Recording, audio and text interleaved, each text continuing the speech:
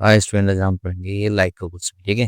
Case study जैसे मैं आपको क्या हमेशा पिला रहा हूँ वैसे ही इसके भी। तो करते हैं समझते हैं पहले इसको। सबसे पहले तो फिगर को समझ इसको क्वेश्चन तो हम हाँ कर लेंगे एग्जाम। अभी मेन तो समझना है ठीक है। उसको मार्क्स का जब भी वाइट लाइट प्रिज्म से होती है क्योंकि इंक्लाइंड है प्रिज्म का जो शेप होता है ना ट्रायंगुलर। जब भी इसमें से वाइट लाइट जाते हैं तो ये डिस्पर्स होके 7 कलर में डिवाइड हो जाती है यानी कि रेड ऑरेंज इसको विगडोर कहते हैं yellow green blue indigo violet. तो ये समझना बहुत जरूरी है और इसी को कहते हैं बिग ब्लू। यानी कि जब व्हाइट लाइट को प्रिज्म से गुजारा जाता है इससे प्रिज्म से इसको गुजारा जाता है। यानी कि जब व्हाइट लाइट यहाँ से पास होती है यानी कि जब व्हाइट लाइट यहाँ से प्रिज्म से पास होती है तो ये कितने कलर्स में डिवाइड हो जाती है 7 कलर्स में। ये आप रेनबो में भी देखने को ये देखो ऊपर वही बात चल रही है कि पहले इसको समझ लो आंसर को हम फटाक से दे दी क्योंकि जब व्हाइट लाइट प्रिज्म से गुजरती है तो ये 7 कलर में कहा जाती है डिवाइडेड। और इसमें जो सबसे ज्यादा हाईएस्ट वेवलेंथ होती है वो किसकी होती है रेड की। यानी कि सबसे हाई वेव यानी कि हाई वेवलेंथ की बात करें यानी कि लैम्डा की तो किसकी होती है रेड की। और सबसे लो वेवलेंथ की बात करें तो किसकी होती है वायलेट। वैसे ज्यादातर हम किसका गिनते हैं ब्लू का मगर रेड की आ जाती है हाई वेवलेंथ में और लो किसमें आ जाती है लो लैम्डा किसका आ जाता है वायलेट। तो ये समझना बहुत जरूरी है कि जब प्रिज्म से वाइट लाइट को उजाला जाता है डिवाइडेड इनटू 7 कलर्स। अब आ जाते हैं मेन क्वेश्चन में। क्वेश्चन क्या है क्वेश्चन बहुत सरल है। अगर आपको ये फिनोमिना आता है तो फिर आप आराम से बता दोगे। तो जैसे पहले ये क्या बोला है name the phenomena which would explain the formation of rainbow. Rainbow का रीजन बता। तो रेनबो की रीजन बनने का कारण भाई सीधी सी बात है या तो आप लिख दो टोटल इंटरनल रिफ्लेक्शन या तो लिख दो टोटल इंटरनल रिफ्लेक्शन ये कारण हो सकता है। या और या आप ये भी लिख सकते हो dispersion of light dispersion of ठीक है। ये हो गया आपका आंसर। फिर आती है आंसर बी की बात। What is the band of colour इन इसके बैंड ऑफ कलर को क्या कहते हैं भाई।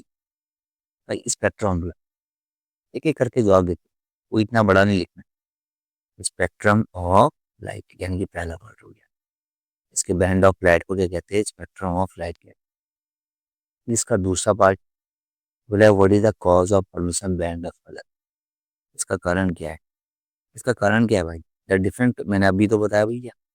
यानी कि जब वाइट लाइट यहाँ से पास होती है तो यस ये अलग अलग कलर में हो जाता है। इसका कॉज ही लिखेंगे different colours of light band through the different side ठीक है।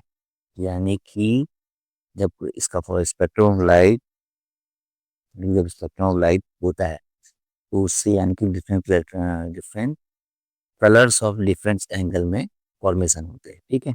इसको लिखेंगे ऐसे यानी कि different colours of light different colours of light ठीक है different colours of light band through क्योंकि लिखना बहुत जरूरी है डिफरेंट थ्रू डिफरेंट है। अब ये फिगर से तो हम समझ गए डिफरेंट एंगल्स ये पूरा अच्छे से लिखना है डिफरेंट डिफरेंट एंगल। यानी कि जब वाइट लाइट पास थ्रू होती है और हर एंगल का जितने भी कलर है सबका एंगल्स क्या होता है अलग अलग होता है। ये देखिए यहाँ पर रेड का कम है फिर ब्लू का और बढ़ते जा रहा है जैसे और जितना जितना बढ़ता रहेगा सबका एंगल चेंज होता रहेगा। यानी कि different colours of light band through different angle. समझ में आ गया दूसरा पॉइंट ये दूसरे का पहला पॉइंट। अब देखो भाई तीसरा क्वेश्चन पूछा है सी वाले में रहते सी वाले में क्या पूछा है देखते दो दो क्वेश्चन पूछे हैं। Why don't we observe similar band of colors when light passes through a glass slab? हम यानी कि ग्लास स्लैब में क्यों नहीं देखने को मिलता क्यों नहीं ऑब्जर्व करते क्योंकि ग्लास स्लैब में क्या रहती है ग्लास स्लैब कैसा होता है रेक्टेंगल के फॉर्म में होता है। तो इसमें लाइट ऐसा से चली जाती है यानी कि लाइट कैसे जाती है पैरेलल जाती है। इसकी तरह से आंसर लिखेंगे इसमें when light passes through a glass slab we do not observe the splitting of white light into the glass slab यानी कि हम ग्लास स्लैब में ये ऑब्जर्व देखने को नहीं मिलता। अब इसका रीजन क्या लिखेंगे the refractive surface in a glass slab are parallel. सीधा सा लिख देंगे हम इसमें द रिफ्रैक्टिव, क्योंकि इसमें क्या होता है, प्रिज्म में इंक्लाइन होता है और ग्लास स्लैब में क्या होता है, ये सिंपल सा रेक्टेंगुलर फेज में। हम इसका आंसर लिख देंगे the refractive surface, refractive surface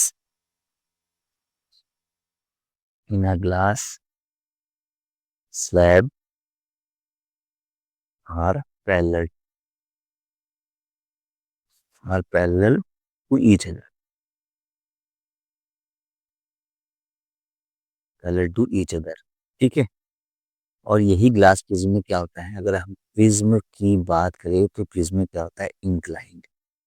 prism में क्या होता है, इंक्लाइंड, जिसके कारण यानी कि लाइट बैंड हो जाती है एक अलग अलग कलर के फॉर्मेशन, यहाँ तो पैरेलल हो जाती है। ठीक है ना। बस 3 क्वेश्चन हो गए और आपके 4 मार्क्स के हो गए ये क्वेश्चन। क्लियर। चलो भाई।